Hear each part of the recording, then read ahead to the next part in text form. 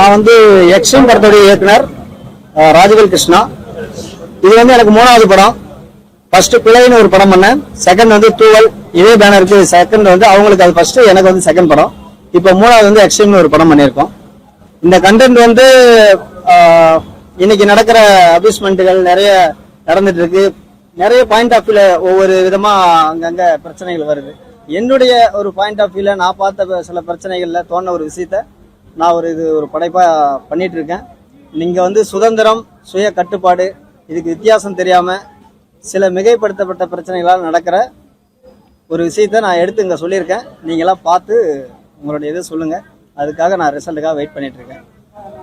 இந்த படத்தோட ப்ரொடியூசர், அப்புறம் அதில் ஒரு போலீஸ் கேரக்டர் நடித்த ஆள் நான். ஸோ இந்த படத்தோட கதை சொல்லும் போது எனக்கு வந்து பிடிச்சிருந்தது. பட் அதை நான் டெவலப் பண்ணும் போது ஒரு முக்கியமாக ஒரு விஷயம் பிடிச்சிருந்தது. அவர் கடைசியாக சொன்னது, அதாவது ஒரு விஷயத்தால் ஈர்க்கப்பட்டவங்க எந்த வித பாதிப்புகளை ஏற்படுத்துகிறாங்க அப்படிங்கிற ஒரு விஷயத்த சொன்னார். அதாவது இது சில சில காரணங்களால் யாரெல்லாம் பாதிக்கப்படுறாங்க, அதை எப்படி நம்ம சரி பண்ணணும் அப்படிங்கிற மாதிரி ஒரு கோணத்தில் சொன்னார். கதை பிடிச்சிருந்தது. அப்புறம் சரி போவோம்னு சொல்லிட்டு தான் நாங்களும் அந்த படத்தை எடுத்தோம். ரொம்ப கஷ்டப்பட்டு இந்த டீம் எல்லாமே சப்போர்ட் பண்ணி எல்லாமே கோஆப்ரேட் பண்ணி நல்லா பண்ணியிருக்காங்க. இந்த படம் ஓரளவுக்கு வந்திருக்கு. இதை நீங்கள் நல்ல முறையில் கொண்டு போய் சேர்க்கறது உங்களை சேர்க்கணும்னு உங்களை கேட்டுக்கிறேன். நன்றி. எல்லாருக்கும் வணக்கம். ஃபர்ஸ்ட் வந்த ப்ரெஸ் மீடியா எல்லாருக்கும் ரொம்ப நன்றி. உங்களோட சப்போர்ட் அண்ட் லவ் எப்பவும் தேவை. இந்த படத்தில் நான் ஒரு முக்கியமான ஒரு கேரக்டர் பண்ணியிருக்கேன். அந்த கேரக்டர் கண்டிப்பாக எல்லாருக்கும் ஒரு இம்பேக்டை கிரியேட் பண்ணணும்னு நினைக்கிறேன். அண்ட் எல்லாரும் சப்போர்ட் பண்ணுங்க. தேங்க்யூ. எல்லாருக்கும் வணக்கம். என் பேர் சரிதா. நான் இதில் ஒரு முக்கியமான ரோல் பண்ணியிருக்கேன். நீங்கள் எல்லாரும் இதுக்கு ஆதரவு கொடுக்கணும். சமுதாயத்தோட விழிப்புணர்வு மாதிரி ஒரு படம் பண்ணியிருக்கோம். எல்லாரும் பொதுமக்கள் எல்லாம் ஆதரவு கொடுக்கணும். இந்த படம் நல்லா வரணும். உங்கள் கையில் தான் இருக்கு. தேங்க்யூ. எல்லாருக்கும் வணக்கம். எக்ஸ்ட்ரீம் மூவி நல்லா வந்திருக்கு. இதில் ஒரு கேரக்டர் பண்ணியிருக்கேன் நான். டைரக்டர் சாருக்கும் ப்ரொடியூசர் சாருக்கும் ரொம்ப தேங்க்ஸ். படத்தை பாருங்கள். உங்கள் சப்போர்ட் கண்டிப்பாக எனக்கு தேவை. எங்கள் டீம் எல்லாருக்குமே தேவை. Thank you so much. என்னோட பேர் சிவம். எல்லாரும் படம் பார்த்துருப்பீங்க. எல்லாருக்கும் பிடிக்கும்னு நினைக்கிறேன். இந்த படம் வந்து நாங்கள் ஸ்டார்ட் பண்ணும்போது ரொம்ப டிஸ்கஸ் பண்ணோம். ஏன்னா இந்த படத்துக்கு வந்து யாருமே வந்து நடிக்க மாட்டேன்னு சொல்லிட்டாங்க. ஹீரோயினாக நடிச்சிருக்காங்க பார்த்தீங்களா, அவங்களே நாங்கள் கல்கட்டாவிலேருந்து தான் பிடிச்சிட்டு வந்தோம். தமிழ் ஆர்டிஸ்ட் யாருமே வந்து இந்த படத்தில் நடிக்க மாட்டேன்னு சொல்லிட்டாங்க. பட் அவங்கக்கிட்ட நாங்கள் அந்த கதையெல்லாம் சொன்னோம். இந்த ட்ரெஸ்ஸு விஷயமா யாருமே பண்ண மாட்டேன்றாங்க. ஆனால் அந்த கேரக்டர் எப்படி வந்திருக்குன்னு உங்களுக்கே தெரியும். ஸோ இதை டைரக்டர் சொல்லுவாருன்னு நினச்சேன், இன்னும் சொல்லலை. அந்த ட்ரெஸ் கான்செப்டில் வந்து நிறைய படங்கள் வரலன்னு நினைக்கிறேன். இதுதான் வந்து முதல் படம். ஒரு க்ரைம் நடக்குதுன்னா அதுக்கு ஒரு ரீசன், எதனால் நடக்குது. ஸோ அதை வந்து நம்ம வந்து காமிக்கணும். ஸோ அதை நாங்கள் நல்லபடியாக பண்ணியிருக்கோம். எல்லாருக்கும் இனிய புத்தாண்டு நல்வாழ்த்துக்கள். Happy new year. ஸோ இந்த வருஷத்தோட 2025ஓட முதல் தமிழ் படம் தியேட்டரில் வருது. இது கூட நிறைய படங்கள் வருது. பட் நாங்கள் பெருமையாக சொல்லிப்போம், இது வந்து முதல் தமிழ் படம் 2025.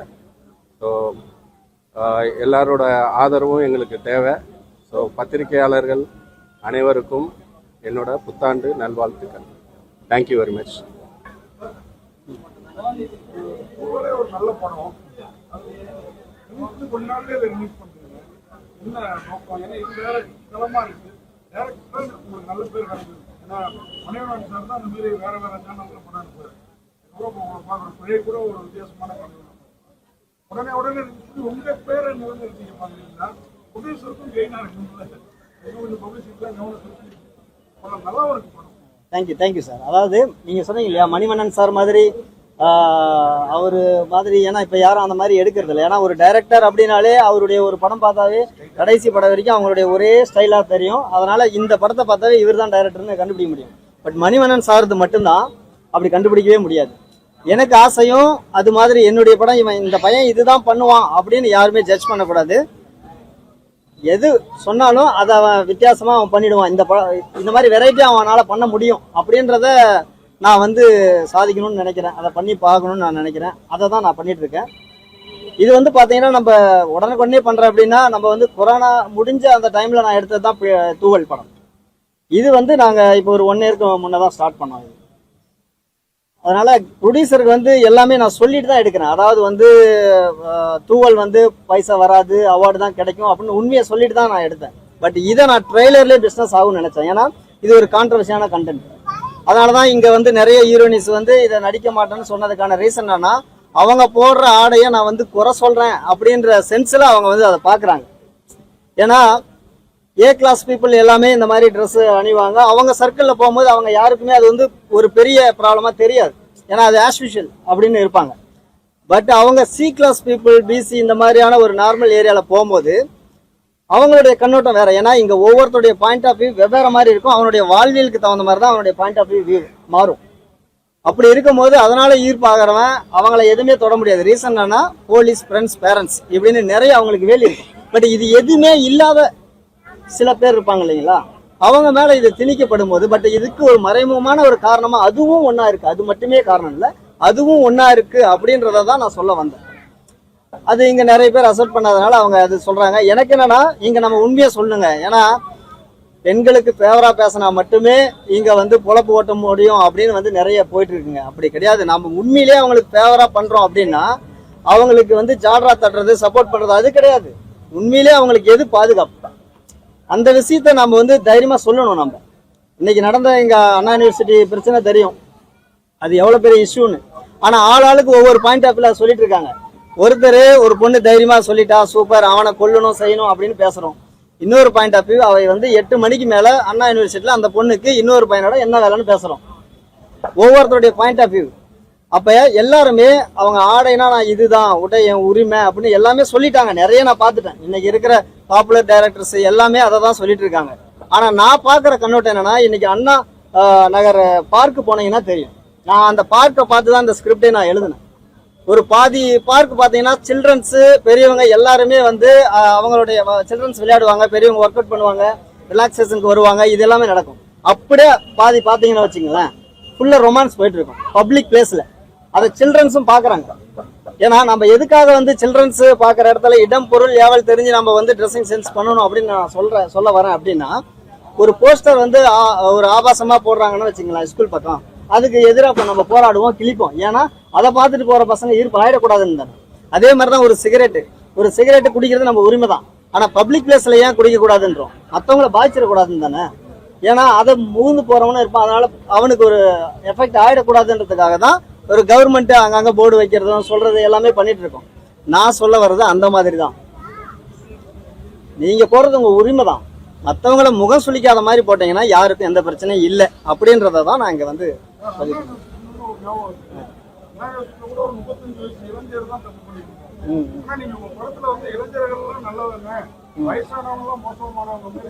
நான் இளைஞருங்க எல்லாமே நல்லவங்கலாம் சொல்ல சார். நான் ஒரு பாயிண்ட் ஆஃப் வியூல பார்த்த விஷயத்த ஒரு பார்ட்டை மட்டும் அதுல பதிவு பண்ணிருக்கேன். அப்படி இல்ல. அப்ப மத்த படத்துல இளைஞர்கள் வந்து ஸ்மோக் பண்றது, ட்ரக்ஸ் யூஸ் பண்றது, அவன் வந்து கொல்றது மாதிரிலாம் இருக்கு. அதனால இளைஞர்கள் எல்லாரையுமே நம்ம சொல்ல வரோம்னு சொல்லிட முடியுங்களா? அது இல்ல. அது ஒரு அவங்க அதெல்லாம் சொல்லிட்டாங்க. நான் ஒரு சொல்லாத ஒரு விஷயத்த சொல்லணும்னு நினைச்சேன், அதை நான் அங்க பதிவு பண்ணிருக்கேன்.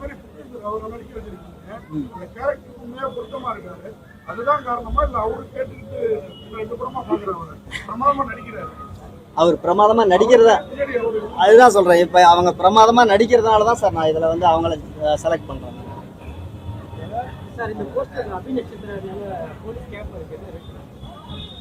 அதான் சார், இப்ப வந்து ஒரு பாதுகாப்பு அப்படின்றதுதான் சார் போலீஸ். ஏன்னா இப்ப நம்ம போலீஸை எங்க பார்த்தாலும் குறை சொல்லிட்டே இருக்கும். எல்லா இடத்துலையுமே நம்ம வந்து போலீஸ் வந்து குதிரைக்கா போய் சிலுமிசம் பண்ணா கூட நிற்க முடியாது. நம்ம ஒன்று வந்து இங்கே நான் வந்து பதிவு செய்ய விரும்புகிறேன். நம்ம அரசாங்கத்தை குறை சொல்கிறது, போலீஸை குறை சொல்கிறது, இதெல்லாம் பண்ணிட்டு இருக்கோம் இல்லைங்களா? எல்லா இடத்துலையும் நம்மளை பாதுகாக்க முதல்ல முயற்சி எடுக்கணும். அதுக்கப்புறம் தான் இது வந்து பாதுகாப்பு அப்படின்றதுக்காக மட்டும் நான் போலீஸ் கேட்குறேன்.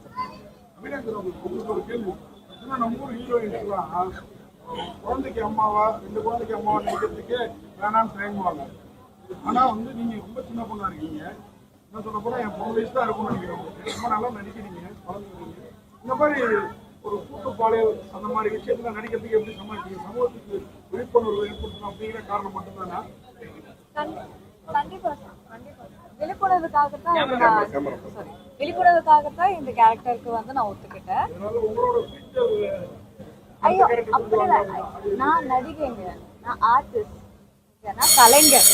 எனக்கு எந்த பாத்திரம் கொடுத்தாலும் அதை கரெக்டா பண்ணணுங்கிறது தான் என் மைண்ட்ல இருக்கும். அதை நான் எப்படி வெளியே காட்டிக்கணும், ஏன் என்னோட நான் ஃப்ரேம்ல என்ன வருது, என்ன எப்படி காட்டுறாங்கிறதுல தான் நான் கான்சென்ட்ரேட் பண்ணுவேனே தவிர எனக்கு என்ன கேரக்டர் கொடுத்துருக்காங்க அது வந்து வெளியே பார்த்தா முக சுழிப்பு இப்படி நெகட்டிவ் பாசிட்டிவ் இது பத்திலாம் நான் யோசிக்க மாட்டேன். அந்த கதாபாத்திரம் எனக்கு சேஃபா இருக்கா, அது என்னால பண்ண முடியுமா, அது மட்டும் தான் நான் யோசிக்கிறேன். பாடி லவ்ஸ் பண்ற லேடி, இப்ப நீங்க லேடிஸா இருக்கீங்க, உங்களோட பார்வையில அவங்களுக்கு என்ன தண்டனை கொடுக்கலாம்? தண்டனை கொடுக்காத சட்டம்ல நிறைய இருக்குங்களே. சட்டம் இருக்கு. இப்ப என்னன்னா நீங்க ஒரு பெண், சரிங்களா, எல்லா விஷயத்தையும் நீங்க பாத்துட்டே வரீங்க. டோட்டலாவே இப்ப தமிழ்நாட்டு நடக்கிற விஷயத்தையே நீங்க பாத்துறீங்க. உங்களோட விஷயம் என்ன இப்ப சொல்லுவீங்க? அவங்களுக்கு என்ன தண்டனை கொடுக்கலாம்? சட்டம் கொடுத்தது வேற, பெண்கள் ஒரு விஷயம் இருக்காங்களே, அவங்க எல்லாம் ஒரு விஷயம் சொல்லுவாங்க, இவங்க கொல்லணும் இல்ல தண்டனை வந்து வேற சரியா இருக்குன்னு சொல்லுவாங்க. நீங்க என்ன பாக்குறீங்க? இந்த மாதிரி அட்டெம்ப்ட் நடந்தாலே அது எப்படி சொல்றது, கடுமையான தண்டனை கொடுக்கணும் தான் நான் சொல்லுவேன். இந்த மாதிரி அட்டெம்ப்ட் நடந்தாலே ஆயுள் தண்டனை கொடுக்கறதுல தப்பு. சொல்லுங்க. படத்துல 2 கிளைமேக்ஸ் வச்சிருக்கீங்க. ஃபர்ஸ்ட் கிளைமேக்ஸ் தான் கேட்டிருக்கோம். படத்தோட லென்த்துக்காக 2வது கிளைமேக்ஸ் எடுத்தீங்க சார்? அப்படி இல்லையே சார், நான் ஒரு ட்விஸ்டா தான் வச்சிருப்பேன் சார். அது வந்து பாத்தீங்கன்னா ஃபர்ஸ்ட் கிளைமேக்ஸே வந்து நீங்க அவங்க வில்லனை காட்டி சொன்னீங்க, ஓகே நான் கேட்டிருக்கோம். திருப்பியும் மறுபடியும் ஃபர்ஸ்ட் வர மாதிரி 2வது கிளைமேக்ஸ் வச்சிருக்கீங்க. காசு அதிகமா இருக்கு. இல்ல நான் சொல்றேன், அதாவது நான் 2 கிளைமேக்ஸ் காட்டினதுக்கு ஒரு ரீசன் என்னன்னா, நம்ம 2 பேருக்கும் சொல்ல வேண்டிய கடமைப்பட்டிருக்கோம். வெறும் லேடிஸை மட்டுமே நம்ம சொல்லிடக்கூடாது. ஜென்ஸுங்களும் அளவுக்கு அதிகமா மீற அவங்களுடைய பிரச்சனைகளை தான் நான் சொல்ல வரேன். இப்ப ஜென்ஸுக்கு என்ன சொல்லியிருக்கேன், அதாவது வந்து பாத்தீங்கன்னா ஒரு அனிமல்ஸுக்கும் மனுஷனுக்கும் ஒண்ணுதான் வித்தியாசம். உணர்ச்சியை கட்டுப்படுத்துறவன் தான் மனுஷன், அதை மீறவன் மிருகம். நம்ம என்னதான் அவங்க நியூடாவே நின்றாலும் நம்ம அதை கட்டுப்படுத்தி இருக்கதாண்டா நம்ம மனுஷன், அதை மீறினா நம்ம மிருகம் அப்படின்றத சொல்லி ஒரு கிளைமேக்ஸ் நான் முடிச்சிருப்பேன். இன்னொன்னு, எல்லாருமே ஏதாவது ஒரு பொறுப்புக்காக இப்ப மேக்சிமம் நம்ம இப்படி கட்டுப்படுத்திட்டு இருக்கிறவங்களையும் நம்ம அவங்களையும் எல்லை மீறி அவங்க வந்து தப்ப வெளியே செய்யற அளவுக்கு நம்ம தூண்டிடவும் கூடாது அப்படின்றதுக்காக தான் இந்த 2 கிளைமேக்ஸை நான் சொல்லிக்கிறேன். இப்போ உங்களோட பார்வையில வந்து நம்ம வயசுல உள்ளவங்க கூட கட்டுப்படுத்திடுறாங்க, வயசானவங்கள கூட கட்டுப்படுத்த முடியலன்னு சொல்ல வரீங்க? அப்படி இல்லை சார். நான் வந்து எல்லா வயசுலயுமே உணர்வு இருக்கு சார். அந்த எல்லா வயசு உள்ள உணர்வுகளையும் நம்ம வந்து தூண்டிடக்கூடாது அப்படின்ற ஒரு நல்ல ஒரு எண்ணத்துல தான் நான் சொல்லியிருக்கேன். ஒரு வயசு அப்படின்றதுல, அது சின்ன பசங்களா இருந்தாலுமே அதை பண்ணுவாங்க. நான் சொன்னேன் இல்லையா, அதாவது போஸ்டர் ஒரு ஸ்கூல் பக்கம் போனா அந்த போஸ்டர் ஏன் கிழிக்கிறோம், ஒரு ஆபாசமான இதனா அந்த சின்ன பசங்க பாதிச்சிடக்கூடாதுன்னு தான். அது மாதிரி நிறைய படங்கள்லயும் பார்த்துருக்கேன். நான் பழைய விஜயகாந்த் சார் படத்துலையும் பார்த்துருக்கேன். அது பசங்க போகும்போது அதை கிழிப்பாங்க அந்த போஸ்டர். பட் நம்ம இப்போ சொல்ல வேண்டியது என்ன, இன்னைக்கு இந்த அயனாவரத்தில் நடந்த சம்பவங்கள் நிறைய அப்பார்ட்மெண்ட் அதெல்லாம் நடந்துட்டு இருக்கு. அந்த ஒரு விஷயத்த இங்க பதிவு பண்ணணும், அதுக்கு ரீசன் இதுவும் ஒன்று இருக்கு அப்படின்றதுக்காக மட்டும்தான் அதை வச்சிருக்கு. பெரியவங்களை மட்டும் நம்ம சொல்றதுக்காக இல்லை சார்.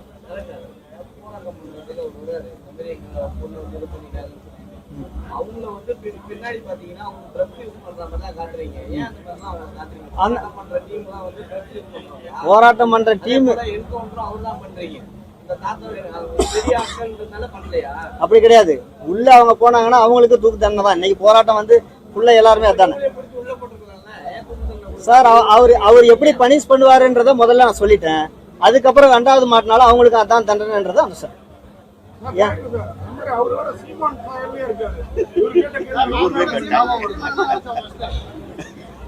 இல்லைங்க, உருவ ஒற்றுமை நிறைய பேருக்கு இருக்குங்க. அந்த கெட்டப்ல அவர் அப்படி இருக்காரு. இதே போன படத்துல பாத்தீங்கன்னா தூவல் அப்படி தெரியல இல்லைங்களா. ஒவ்வொரு கெட்டப்புக்கு ஒவ்வொரு உருவ மாற்றங்கள் வரதான் செய்யும்.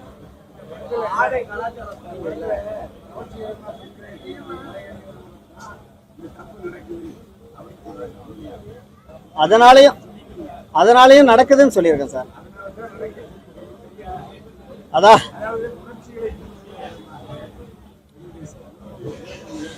அதாவது சார், அதே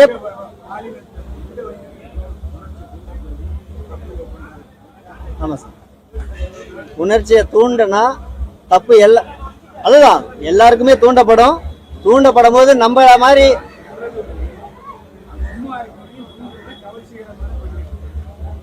மொத்தமா கவர்ச்சிகரமான பெண்கள் கேமரா ஃபீலே கரெக்டாக காமிச்சிருக்கீங்க. அதே மாதிரி வசனத்தையும் தெளிவாக சொல்லியிருக்கீங்க. அதான் அர்த்தம். எல்லை மீறிய கவர்ச்சி தூண்டப்படும் சொல்றேன் சார். கவர்ச்சி மட்டும் கிடையாது நீங்க கொடுக்குறீங்க. சார். நான் இன்னொன்னு சொல்றேன் சார். இப்ப வந்து பெண்களால ஆண்கள் தூண்டப்படுது. நான் இந்த படத்துல அது ஒரு பாயிண்டா நான் சொல்லியிருக்கேன். ஆண்களையும் மிஸ்யூஸ் பண்ற பொண்ணுங்களும் இருக்காங்க. ஓகேங்களா? நீங்க அதான் சார், அது உங்க பாயிண்ட் ஆஃப் வியூ சார். ஒவ்வொரு பாயிண்ட் வசனங்களை சரியா பாருங்க. வசனங்களை கரெக்டாக சொல்லியிருக்கீங்க. ஆமா சார். சார் டைட்டில் எக்ஸ்ட்ரீம்னு வச்சிருக்கீங்க. எக்ஸ்ட்ரீம் குற்றங்களை சொல்றீங்களா? எக்ஸ்ட்ரீம் சட்டத்திட்டங்களை சொல்றீங்களா? நான் குற்றங்களை சொல்றேன். அதாவது வந்து எக்ஸ்ட்ரீமா நம்ம பண்ற குற்றங்கள் அது எல்லாத்துக்குமே பொருந்தும். இப்போ வந்து உங்களுக்கு பார்த்தீங்கன்னா ஆடை எல்லாம் மீறிய ஒரு எக்ஸ்ட்ரீம் பண்றதுனால வர்றது, ட்ரக்ஸ் எல்லாம் மீறிய ஒரு ட்ரக்ஸ் யூஸ் பண்றதுனால வர்றது, நம்மளுடைய எல்லாமே நம்மளுடைய வாழ்வில் இருக்கிற எல்லாமே அளவுக்கு மிஞ்சினா அதுதான் எக்ஸ்ட்ரீம். நம்ம அளவோட இருக்கிறது தான் நல்லது. அளவுக்கு மீற விஷயங்கள் எல்லாமே எக்ஸ்ட்ரீம். மிக தண்டனை வேணும் எல்லை மீறிய கவர்ச்சி சரிங்களா? குழந்தைங்களை அபியூஸ் பண்றாங்க. 2 வயசு 3 வயசு குழந்தைங்களா அவங்களா வந்து எல்லை மீறி கவர்ச்சியாக இருக்காங்களா? அவங்க கிடையாது. இல்ல என்னன்னா நான் இதுல என்ன சொல்ல வரேன், நடக்கிற விஷயமே அது மாதிரி தான். சரிங்களா? நீங்க என்ன சொல்ல வரீங்க? ஆடை ஒண்ணு இருக்குன்றீங்க. ஆடையை பார்த்து தான் வந்து பெண்களோட உடலை பார்த்து தான் வந்து டேரக்டர் வந்து அபியூஸ் பண்ண முடியும்ன்றீங்க. அப்ப குழந்தைங்களை ஏன் பண்றாங்க? அங்க பார்த்ததன் விளைவு. இப்ப வந்து பாத்தீங்கன்னா அப்ப வந்து மனநோயாளி சரிங்களா? அவங்க குற்றவாளி கிடையாது. அதுதான் சொல்றேன். இப்ப மனநோயாளிகளும் இங்க இருக்காங்க, இங்க சைக்கோவும் இருக்காங்க. இப்ப நம்ம இதுக்கெல்லாம் கட்டுப்படுத்திட்டு இருக்கிற எல்லாருமே நம்ம வந்து மனுஷன். இதெல்லாம் மீறி இருக்காங்க இல்லைங்களா? அந்த அக்யூஸ்டங்களும் இங்க இருக்காங்க. அவங்க பார்வையிலேயே இது பட்டா அந்த மாதிரியான விளைவுகளும் வரும் அப்படின்னு ஒரு பாயிண்ட் ஆஃப் வியூல சொல்லியிருக்கேன். எல்லை மீறி ஆடை சொல்றீங்க. என்ன ஆடை போடலாம்? நான் சொன்னது எல்லை மீறி ஆடை போடாதீங்க. மிடில் நம்ம நார்மலா அழகா தெரியுற எல்லாமே போடலாம் சார். எல்லாமே போடலாம். இப்ப ட்ரெஸ் வந்து ஜீன்ஸ்ல இருந்து நீங்க போடுற எல்லா ட்ரெஸ்ஸும் போடலாம். ஆனா ஓவர் கிளாமர் இல்லாம போடுங்கன்றது தான் என்னுடைய. அயனாவரம் மாதிரி நிறைய இடத்துல நடந்திருக்கு. அப்படி இல்லை சார். இங்க மட்டும் 4 பேர் கிடையாது சார். நம்ம பாண்டிச்சேரி போனாவும் அங்கேயே 2 பேர் 3 பேர் 4 பேருன்றான். ஒவ்வொரு விஷயத்திலயும் ஒரு 4-5 பேர் கேங் சேர்ந்துட்டா ஒவ்வொரு விஷயத்தையும் பண்ணிட்டு இருக்கோம். அதெல்லாம் நான் இதுல வந்து ஒரு அப்படி பார்த்தா 5 பேர் அந்த மாதிரி நான் போட்டிருக்கேன். அயனாவரம் சம்பவம் மட்டும் இல்ல, அது மாதிரி நிறைய விஷயங்கள் இருக்கு. எல்லாத்தையும் சேர்த்து தான் நான் ஒரு இதா கொடுத்தேன். ஒரு இன்னொரு போலீஸ்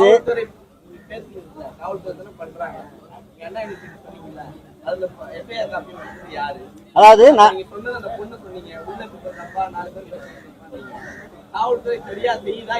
நான் சொல்றதை நீங்க கரெக்டா கவனிக்கல. ஏன்னா நான் சொன்னது ஒரு பாயிண்ட் ஆஃப் வியூல இப்படி சொல்றாங்க, இன்னொரு பாயிண்ட் ஆஃப் வியூல இப்படி சொல்றாங்க. அது தெரிஞ்சாதான் நம்ம சொல்ல முடியும். ஒண்ணு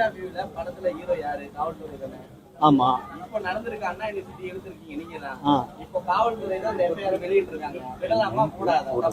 அதாவது இதே அது நமக்கு அங்க அந்த விஷயம் முழுமையா தெரிஞ்சாதான் சொல்ல முடியும்.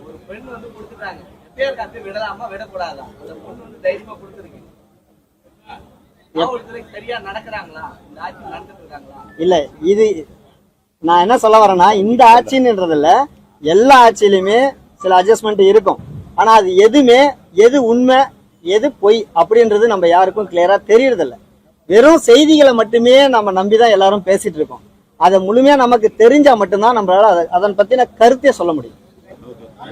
அதுதான். Okay, thank you.